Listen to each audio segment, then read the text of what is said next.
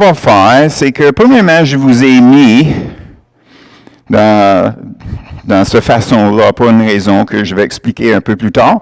Mais qu'est-ce qu'on va faire, c'est qu'on va regarder Actes 28, 16 à 22, et tout de suite après, sans arrêt, on va descendre à Actes 17.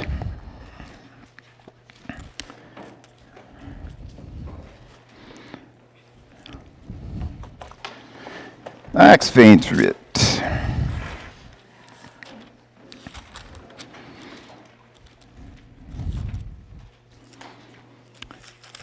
16 à 22.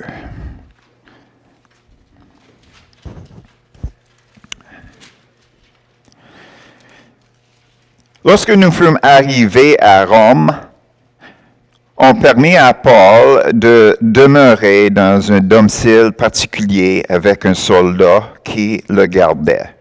Donc, on sait où est-ce que nous sommes. Nous sommes à Rome maintenant. Ça, c'est Paul qui était son jour en cours avec César. Verset 17. Au bout de 3 jours, Paul convoqua les principaux des Juifs, et quand ils furent réunis, il leur adressa ces paroles. Hommes frères, sans avoir rien fait contre le peuple, ni contre les coutumes de nos pères, j'ai été mis en prison à Jérusalem et livré de là entre les mains des Romains. Après m'avoir interrogé, ils voulaient me relâcher, ça c'est les Romains, parce qu'il n'y avait en moi rien qui mérite la mort. Mais les Juifs s'y opposèrent, et j'ai été forcé d'en appeler à César, n'ayant du reste aucun dessein d'accuser ma nation. Voilà pourquoi j'ai demandé à vous voir et à vous parler, car c'est à cause de l'espérance d'Israël que je porte cette chaîne. Ils lui répondirent, nous n'avons reçu de Judée aucune lettre à ton sujet, et il n'est venu aucun frère qui t'a rapporté ou dit du mal de toi. Mais nous voudrions apprendre de toi ce que tu penses, car nous savons que cette secte, ça c'est les chrétiens, rencontre partout de l'opposition. Partout, l'opposition. Donc, les Juifs à Rome savaient que partout dans le royaume, les chrétiens se trouvaient en opposition. Là, on va regarder 17. Recul 17, chapitre 17.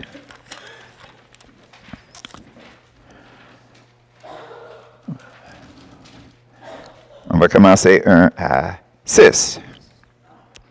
Paul et Silas passèrent par Amphipolis et Apollonie, et ils arrivent à Thessalonique.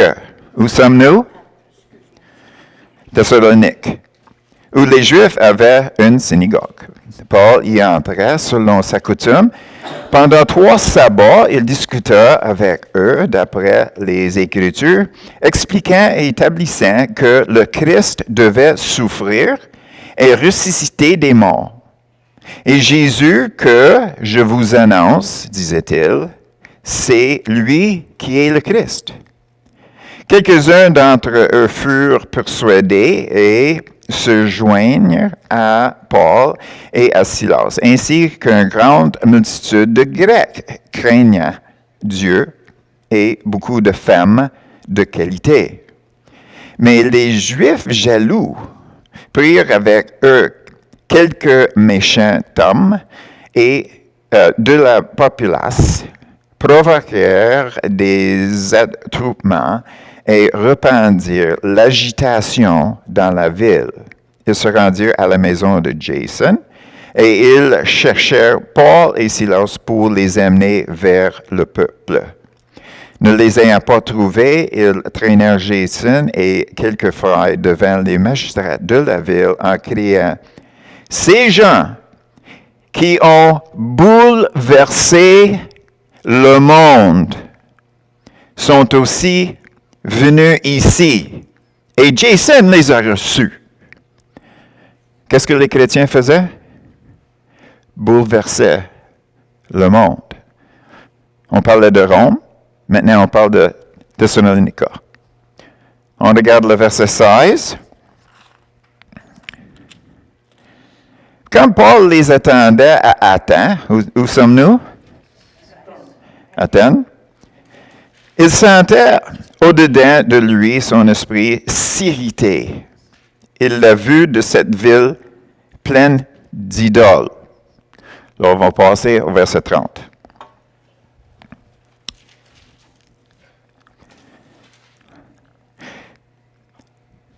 C'est Paul qui parle. Dieu, sans tenir compte des temps d'ignorance, annonce maintenant à tous les hommes, en tout lieu, qu'ils ont à se repentir, parce qu'il a fixé un jour où il jugerait le monde selon la justice, par l'homme qu'il a désigné, ce dont il a donné à tous une preuve certaine en la ressuscitant des morts. Lorsqu'il a entendu parler de résurrection des morts, les uns se moquèrent, les autres dirent, « Nous t'entendrons là-dessus une autre fois. » Ainsi, Paul se retira du milieu de eux. Quelques-uns, néanmoins, s'attachèrent à lui et crurent, Denise l'Aréopagite, une femme nommée Damaris, et d'autres avec eux. La première chose à remarquer, il y a quelque chose qui se passait dans le monde. Quelque chose s'est passé dans le monde. Puis qu'est-ce qui est intéressant, c'est qu'il fallait qu'on n'oublie pas que le monde à l'époque, c'était plein de dieux, plein d'idoles. Donc pourquoi un autre bouleverserait le monde? Pourquoi? Tu sais, c'était plein des païens qui croyaient n'importe quoi. Paul a dit même que c'était dans leurs ignorances que Dieu ne les regardait pas, donc c'était grand ouvert. Puis là, les chrétiens arrivent, puis tout le monde est bouleversé. Donc la question, c'est pourquoi? Donc, parce qu'ils ont la vérité avec eux, ils l'annoncent. oui, mais ceux qui ne connaissaient pas la vérité, comment est-ce qu'ils peuvent savoir c'est quoi la vérité? Tu sais, il y a quelque chose, puis ça, c'est la chose qu'on va regarder. Et ça aussi, Romains 1, 16, c'est vraiment la chose qui m'avait attiré à réfléchir sur ces questions-là. Pourquoi tout d'un coup est-ce que le monde sont bouleversés?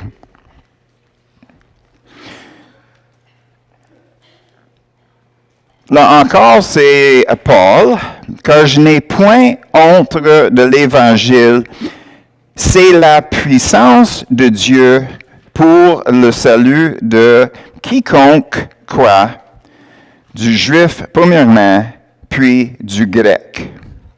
Donc, la question que je me posais, puis ça c'est naturellement, c'est quoi la puissance de l'Évangile? Parce qu'on sait que le mot évangile dans le grec, ça veut dire les bonnes nouvelles.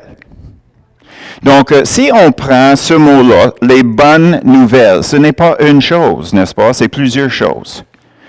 Donc, c'est quoi, quand on parle de l'évangile, c'est quoi là-dedans qui est la puissance de Dieu?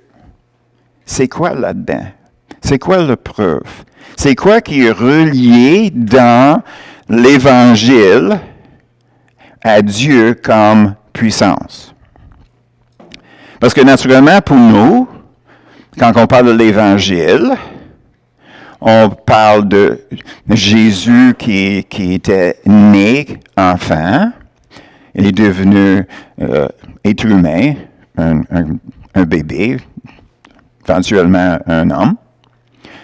Là, il était crucifié. Son sang a croulé.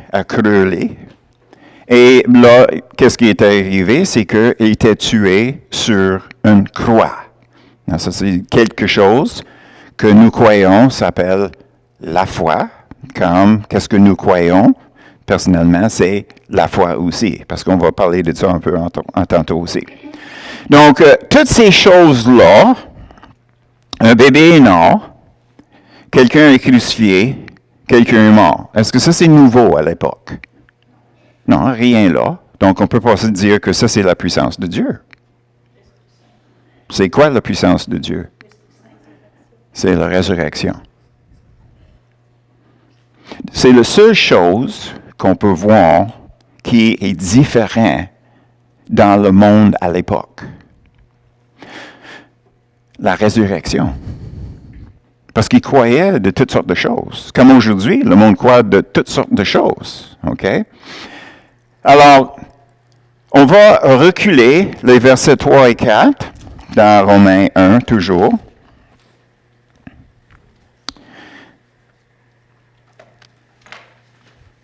Il concerne son fils né de la postérité de David selon la chair,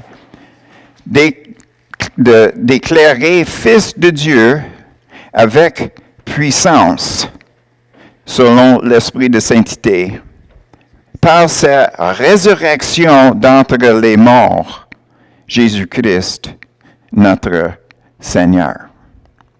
C'est la résurrection de Jésus.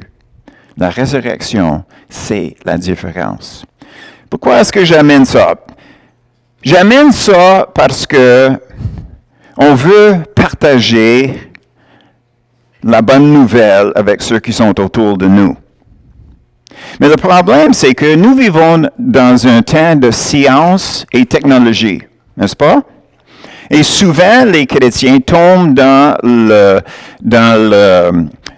piège d'essayer de convaincre une personne des Écritures, de Jésus, de la création. Donc, il embarque dans l'aspect de la science. Mais ce n'est pas la place à aller, c'est une distraction. La place à aller, c'est dans l'historique.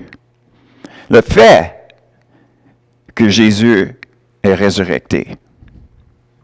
C'est ça le point. C'est ça le cœur. C'est ça le centre. C'est ça qui est différent. Si quelqu'un croit dans l'évolution, il y a dans les Écritures suggestion que ça pourrait être quelque chose qui s'est passé. Pour ceux qui sont intéressés, ça s'appelle la théorie entre Genèse 1, verset 1, et Genèse 1, verset 2. En général, on lie les deux ensemble, mais ce n'est pas nécessairement là. À cause qu'on voit « et », on met les deux ensemble. Mais si on demande à quelqu'un qu'est-ce qu'ils ont fait dans leurs vacances, on était à une telle place et on est allé à une autre place. Est-ce que ça veut dire qu'ils étaient à une place, puis le lendemain, ils sont allés à l'autre place? Non, on peut avoir un espace entre les deux. Donc, il appelle ça gap theory, un espace entre les deux. Puis en Isaïe, ça dit que quand que la terre était créée habitable. Donc, dans les Écritures, il y a un indice que possiblement, il avait toute une terre habitée par quelqu'un. Un désastre le suivait, donc la terre était vide, puis Dieu a recommencé. Donc, ça explique deux choses. Certains fossiles qu'ils trouvent, qui sont supposés d'être tant d'années de vieux, et aussi les démons. Tout ça, naturellement, c'est juste les théories, des pensées, des opinions. Mais le fait, puis ça c'est la logique de certaines personnes, le fait que les démons veulent prendre possession d'un corps physique, c'est un indice que peut-être avant, ils avaient un corps physique eux-mêmes. Donc, ils veulent avoir un autre. Donc, est-ce que c'était à cause de eux que la planète était détruite? Donc, tu vois que dans les Écritures, il y a un peu de place pour la science, même si ce n'est pas le point de vue traditionnel de l'Église. OK? Donc, ça, c'est la raison pourquoi souvent on est poigné d'une perspective scientifique ou technologique. En réalité, on devrait toujours diriger la discussion envers la résurrection, parce que ça, c'est un fait. Ça, c'est un fait. Reste avec le fait. Alors, qu'est-ce qu'on va voir maintenant en Romains 16? On va aller un peu plus loin dans les faits. Romains 16.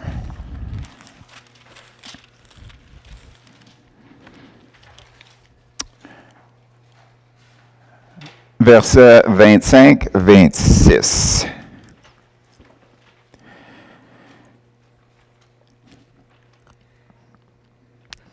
À celui qui peut vous affermir selon mon évangile et la prédication de Jésus-Christ conformément à la révélation du mystère caché pendant des siècles, mais manifesté maintenant par les écrits des prophètes d'après l'ordre de Dieu éternel et porte à la connaissance de toutes les nations, afin qu'elles obéissent à la foi. Souvent, on pense que le salut, c'est gratuit. C'est pas gratuit, pantoute. Si on veut être sauvé, il faut qu'on soit obéissant. Obéissant à quoi? L'Évangile. Obéissant à quoi? À qu'est-ce qu'on appelle la foi. Donc, on va aussi regarder 1 Corinthiens 15. 1 Corinthiens 15.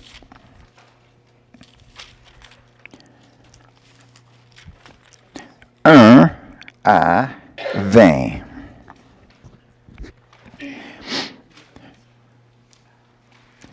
Je vous rappelle, frères, l'évangile que je vous ai annoncé, que vous avez reçu, dans lequel vous avez persévéré. On parle de l'évangile. OK? L'évangile, les bonnes nouvelles que je vous ai annoncées. Donc, ils ont déjà entendu l'évangile. Donc, Paul, il continue. Et par lequel vous êtes sauvés si vous le retenez dans les termes où je vous l'ai annoncé, autrement, vous auriez cru en vain. Je vous ai enseigné avant tout, comme je l'avais aussi reçu, que Christ est mort pour nos péchés, selon les Écritures. Il a été enseveli et il est ressuscité le 3e jour, selon les Écritures. Et il est apparu à Céphas, puis aux 12. Ensuite, il est apparu à plus de 500 frères à la fois, dont la plupart sont encore vivants et dont quelques-uns sont morts. Ensuite, il est apparu à Jacques, puis à tous les apôtres. Après eux tous, il m'est aussi apparu à moi comme à l'avorton. Car je suis le moindre des apôtres. Je ne suis pas digne d'être appelé apôtre parce que j'ai persécuté l'Église de Dieu. Par la grâce de Dieu, je suis ce que je suis, et sa grâce envers moi n'a pas été vaine. Loin de là, j'ai travaillé plus que tout. Non pas moi, toutefois, mais la grâce de Dieu qui est avec moi. Ainsi donc, que ce soit moi, que ce soit eux, voilà ce que nous prêchons et ce que vous avez cru. Or, si l'on prêche que Christ est ressuscité des morts, pourquoi quelques-uns parmi vous disent qu'il n'y a point de résurrection des morts? S'il n'y a point de résurrection des morts, Christ non plus n'est pas ressuscité. Et si Christ n'est pas ressuscité, notre prédication est donc vaine, et votre foi aussi est vaine. Il se trouve même que nous sommes de faux témoins à l'égard de Dieu, puisque nous avons témoigné contre Dieu qu'il a ressuscité Christ, tandis qu'il ne l'aurait pas ressuscité si les morts ne ressuscitent point. Car si les morts ne ressuscitent point, Christ non plus n'est pas ressuscité. Et si Christ n'est pas ressuscité, votre foi est vaine. Vous êtes encore dans vos péchés. Et par conséquent, aussi ceux qui sont morts en Christ sont perdus. Si c'est dans cette vie seulement que nous espérons en Christ, nous sommes les plus malheureux de tous les hommes. Une autre version, ça fait pitié. Mais maintenant, Christ est ressuscité des morts. Il est les prémices de ceux qui sont morts. Car puisque la mort est venue par un homme, c'est aussi par un homme qu'il est venu la résurrection des morts. Et comme tous meurent en Adam, de même aussi, tous revivront en Christ. Mais chacun en son rang, Christ comme prémisse, puis ceux qui l'appartiennent à Christ lors de son événement. Ensuite viendra la fin, quand il remettra le royaume à celui qui est Dieu et Père, après avoir réduit à l'impuissance toute domination, toute autorité, toute puissance. Car il faut qu'il règne jusqu'à ce qu'il ait mis tous ses ennemis sous ses pieds. Le dernier ennemi qui sera réduit à l'impuissance, c'est la mort. Dieu, en effet, a tout mis. Je pense que j'ai été un peu trop loin, n'est-ce pas? C'est toujours bon. Si on retourne au verset 20. Tout ce qu'il dit, c'est relié à la résurrection, n'est-ce pas? Il parle des Écritures. Donc, les Écritures, ils ont dit quelque chose. Donc, la résurrection de Jésus, c'est la confirmation. Tout ce qui a été dit dans les Écritures par rapport à Jésus, c'était confirmé par sa résurrection. Donc, on voit le mot prémisse. Prémisse. Prémisse parce qu'il n'y a personne qui a été ressuscité des morts avant Jésus, autrement dit, qui pourrait aller au ciel.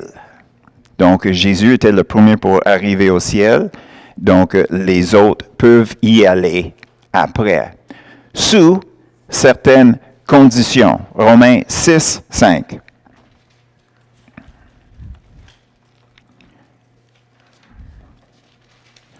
Romains 6.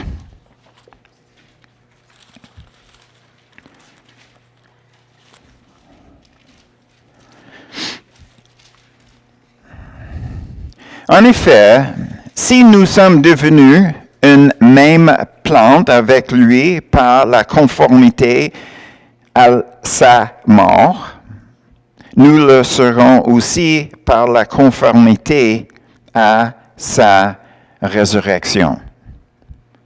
Donc, nous sommes identifiés, si on veut le dire de même, nous sommes identifiés avec Jésus ici sur terre, donc on va être identifiés avec lui dans sa résurrection par notre résurrection. Donc, on continue, Jean 5. Jean 5,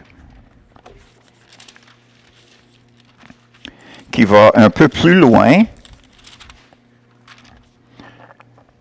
Les versets 28-29. Ne vous étonnez pas de cela, car l'heure vient où tous ceux qui sont dans les sépulcres entendront sa voix, c'est la voix de Jésus, et en sortiront. Ceux qui auraient fait le bien ressusciteront pour la vie, mais ceux qui auront fait le mal ressusciteront pour le jugement. Qu'est-ce que nous avons? Nous avons répondu d'une façon pourquoi le monde était bouleversé, viré à l'envers. C'est à cause de la résurrection. Quand on parle de l'Évangile, la puissance de l'Évangile, quelque chose qui n'existe plus ailleurs, c'est la résurrection. Troisièmement, Dieu, ce n'est pas une question de science, mais un fait historique. Puis quatrièmement, on doit réaliser que la résurrection insiste l'obéissance. On va regarder Romains 16, 26. Romains 16, 26, pour terminer nos écritures pour ce matin.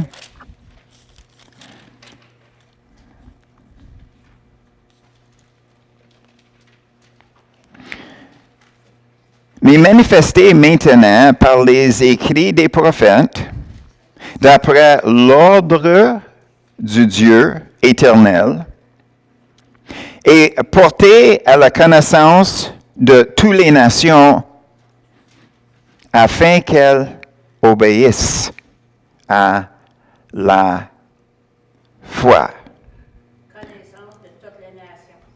Oui, c'est ça. Donc, qu'est-ce que nous avons? C'est que nous avons les Écritures. C'est Dieu qui a décidé quand Jésus était pour se manifester. Et finalement, la connaissance de ça devrait et était et devrait être portée à toutes les nations, que tout le monde dans toutes les nations se conforme à la foi. Par la foi personnelle, la foi, l'ensemble de qu'est-ce qu'on croit. Les Écritures nous disent par rapport à Jésus et le salut. Alors, qu'est-ce qu'on doit réaliser, c'est que nous sommes dans une alliance. Le parti de Dieu, c'est que la résurrection de Jésus confirme le salut. Tout ce que les Écritures disaient, qui parlaient du salut réuni avec Dieu, okay, c'était confirmé par la résurrection de Jésus. Ça confirme aussi dans le salut l'amour de Dieu, on était substitué par Jésus dans le jugement de Dieu et nous sommes réunis à Dieu par notre foi, notre confiance que tout ça est vrai.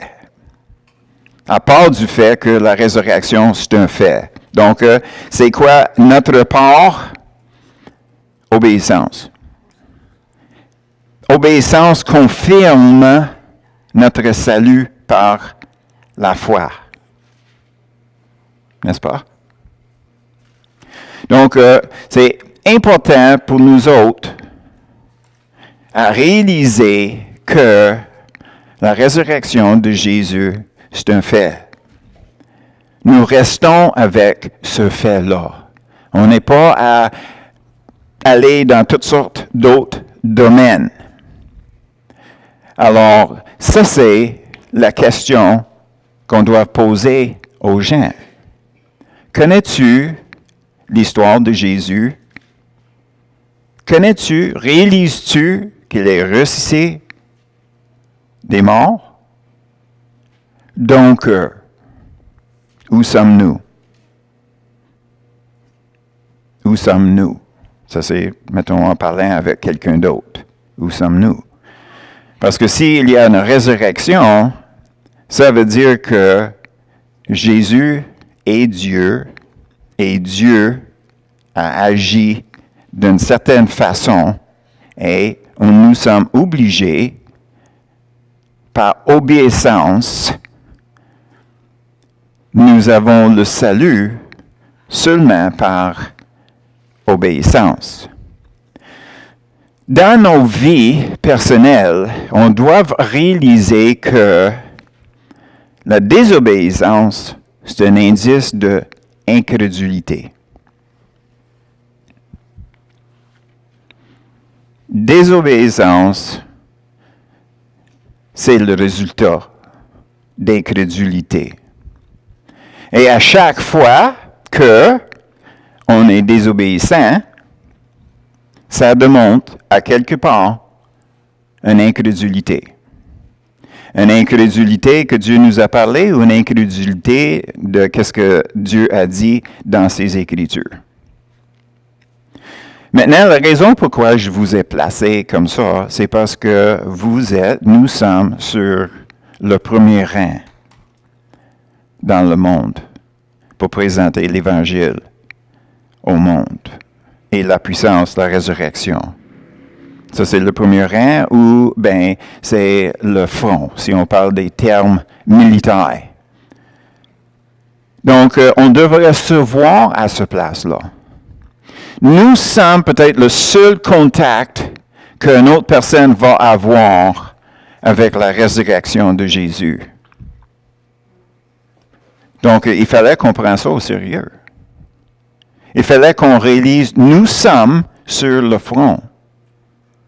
Et toutes les choses dans nos vies s'alignent avec la priorité de Jésus dans nos vies et notre obéissance à ce qu'il nous dit de faire.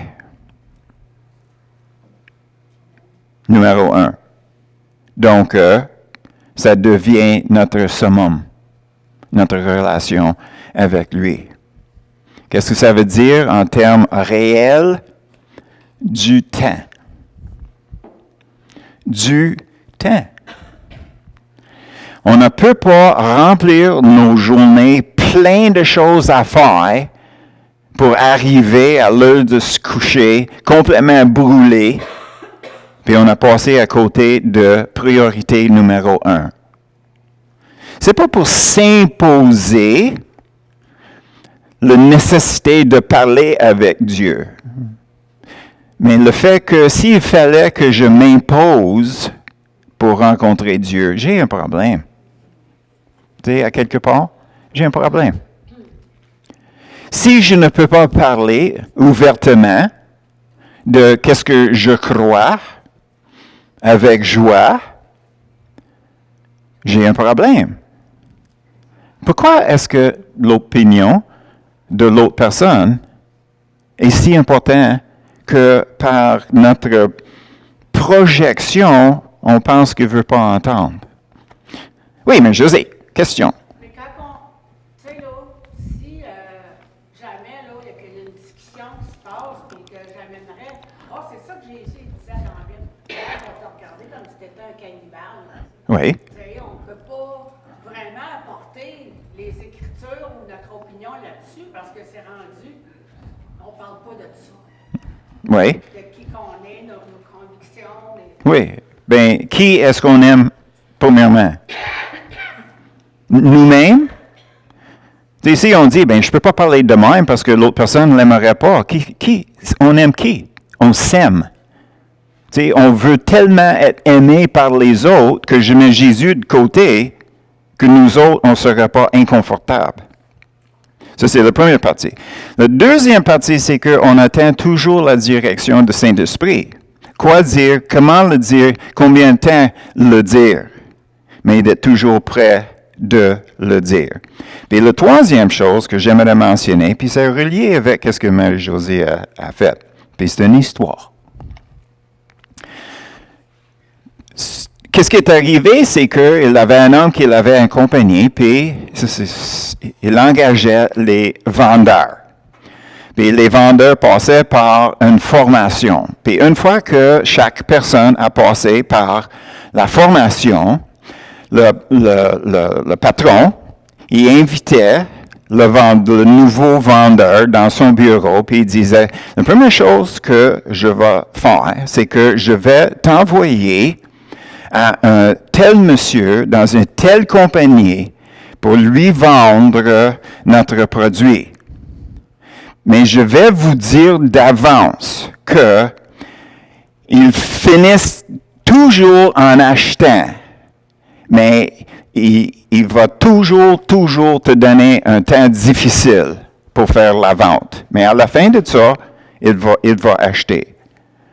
Donc, qu'est-ce que tu penses que le vendeur avait en tête quand il rentrait dans le bureau de ce monsieur-là?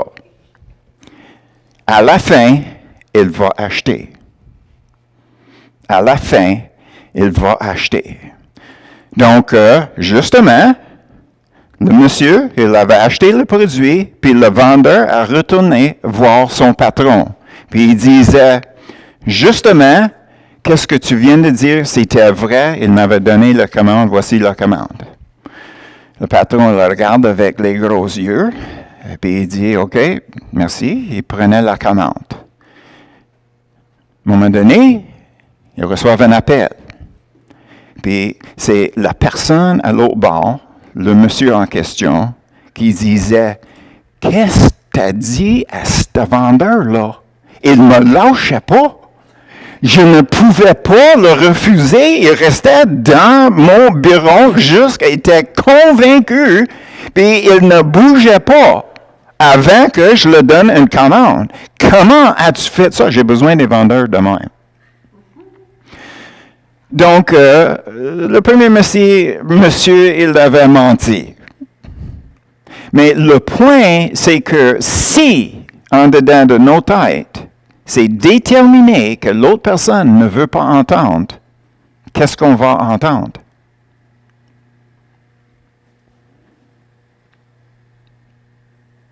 Avez-vous cette attitude-là? Personne veut entendre. Changez ça. Changez ça. La personne veut entendre. Il ne sait pas encore.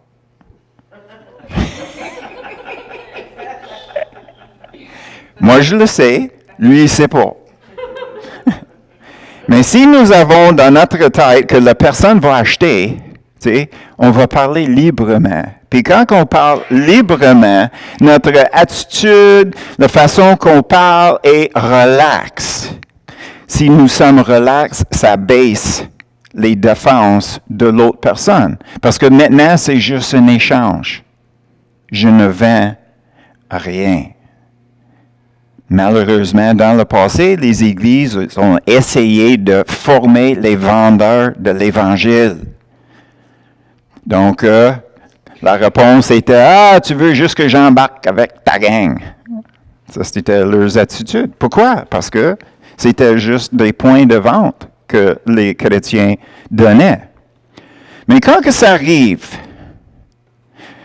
nous, en regardant notre vie, OK, d'avoir Jésus dans notre vie, est-ce que ça c'est un atout? Mais est-ce que vous parlez aux autres comme si ça c'est un atout d'avoir Dieu dans votre vie? Si c'est un atout pour tous les chrétiens, est-ce que ça ne serait pas un atout pour quelqu'un qui n'est pas sauvé? Nous autres, on est venus à lui. Pourquoi? Parce qu'on avait un besoin à quelque part. Pas nécessairement très sérieux, ou bien peut-être c'était très sérieux, mais la chose à réaliser que dans mon cas à moi, probablement j'ai croisé 4 ou 5 personnes qui parlaient de Dieu avant que finalement j'ai pris ça sérieusement en considération. Mais si on se dit, cette personne-là, peut-être il aimerait entendre. Bien là, on est plus porté à partager. Puis si la porte ferme, ça donne absolument rien de négatif. Au moins, cette personne-là va savoir qui nous sommes. Puis si jamais il y a des questions, les portes restent toujours ouvertes parce qu'on ne les a pas mis dans un coin. C'est un échange. Qu'est-ce qui est mieux pour moi? Peut-être c'est bon pour toi aussi. Donc, je te laisse avec ça. Connais-tu l'histoire de Jésus? Savais-tu qu'il est ressuscité? Qu'est-ce que ça veut dire? Laisse la personne réfléchir. Pas obligé de l'amener jusqu'à je sais pas quoi. Pose les questions. Dans ma vie, Dieu est un atout. Est-ce que Dieu est dans ta vie? As-tu une relation avec Dieu? Tu sais, comment que ça fonctionne dans ta tête? As-tu de quoi pour confirmer qu'est-ce que tu penses ou bien est-ce que c'est juste quelque chose de lancé que tu as accroché après puis rien de solide? Parce que qu'est-ce qu'on croit, c'est exprimé par qu'est-ce qu'on fait. Donc, la personne qui dit « je crois en Dieu », mais est-ce que tu es obéissant? Est-ce que tu vis comme quelqu'un qui croit en Dieu? Ou bien est-ce que tu vis comme n'importe quoi, puis c'est juste du blabla? Les bottines ne suivent pas la bébine, comme on dit. Donc, c'est ça. Ça, c'est notre étude pour ce matin. C'est vraiment pour réaliser que la guerre dans laquelle que nous sommes, ce n'est pas visuel, physiquement. C'est spirituel. Donc, ça m'a fait penser un peu quand on regarde le film, puis il y a quelqu'un qui veut rentrer dans la bâtisse, puis quelqu'un à l'extérieur dans la van qui check toutes les caméras, puis il parle au gars, il dit « Ah, restez là parce que quelqu'un va passer », puis le gars est là, puis il attend. Puis la personne passe. « OK, maintenant tu peux avancer. » Ça, c'est un peu comme nous avec Dieu. C'est Dieu qui est là, c'est Dieu qui voit comment que l'ennemi agit, c'est lui qui nous dirige dans la direction que lui, il veut qu'on aille. Mais pour la plupart d'entre nous, c'est pas visuel, c'est spirituel. Donc, c'est par l'écoute qu'on entend comment que Dieu nous dirige. Amen. Plusieurs choses à considérer